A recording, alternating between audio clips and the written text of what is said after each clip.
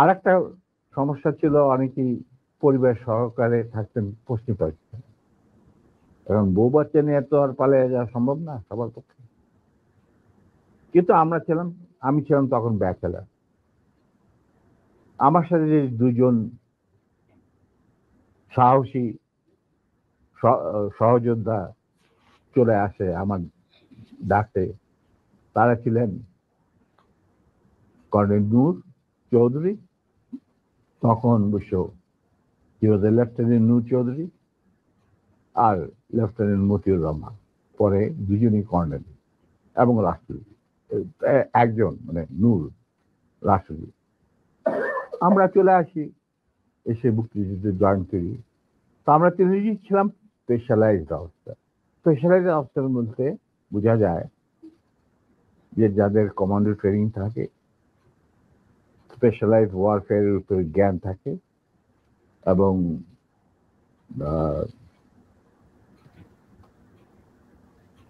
যারা যাদের intelligence operation কিভাবে বিশ্বজুড়ে চলে সে সম্পর্কে জ্ঞানে তারা অভিজ্ঞতা সঞ্চয় করেন বিভিন্ন কোর্সের মাধ্যমে। তা আমরা ছিলাম তিনজনই সেই ধরনের অফিসার।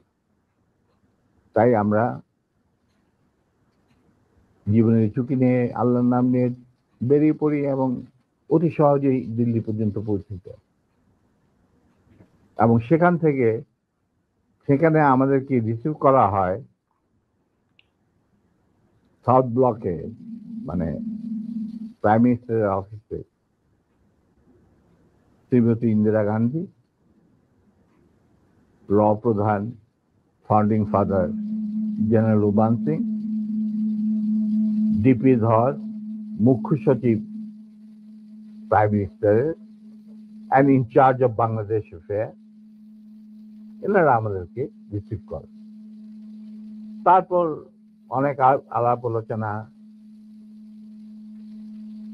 কিছুদিন ট্রেনিং, ব্রিফিং, পরে আমাদেরকে মুজিবনগর সরকারের কাছে হ্যান্ড ওভার করে দেওয়া হয় এবং আমাদেরকে দিল্লি থেকে নিয়ে আসার জন্য general Usmani, commander in chief মুক্তি ফৌজ, জনাব Tajuddin, prime minister of the provisional government, 7 দফা চুক্তি করার পর, আর ফরেন মিনিস্টার খন্দকার মুশতাক আহমদ, যিনি আমার বাবার ক্লাসমেট, তারা আসেন দিল্লিতে। এসে তাদেরকে ফর্মালি আমাদেরকে হ্যান্ড ওভার করে দেওয়া হয়।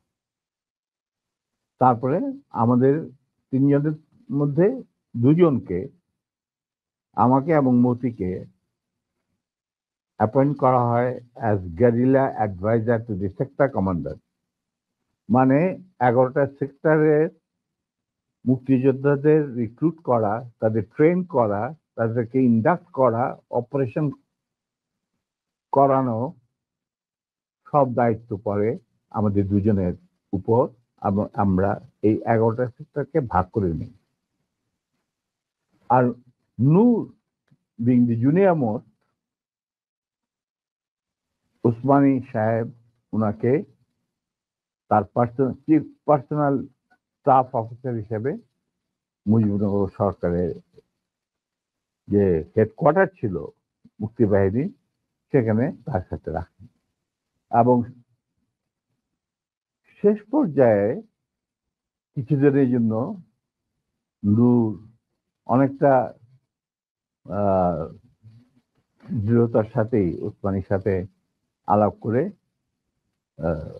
সাত বেঙ্গলে চলে যায় এবং মুক্তিযুদ্ধে সক্রিয়ভাবে অংশগ্রহণ করে। সেও আঘাতপ্রাপ্ত, মানে সেও যুদ্ধে ইনজিওর্ড হয় একটা অপারেশনে, এবং তাকে বীর বিক্রম খেতাব দেওয়া হয়। আর আমি যুদ্ধের সময় 3-4 বার আহত হয়েছি, তার একটা নিদর্শন আমার দেখো, হাতের অবস্থা এখানে সেখানে সবকিছু অর্ধেক বোধ হয় আর্টিফিশিয়ালি ক্রিয়েটেড, রিক্রিয়েটেড, যেটাকে প্লাস্টিক সার্জারি বলা হয়। But then I continue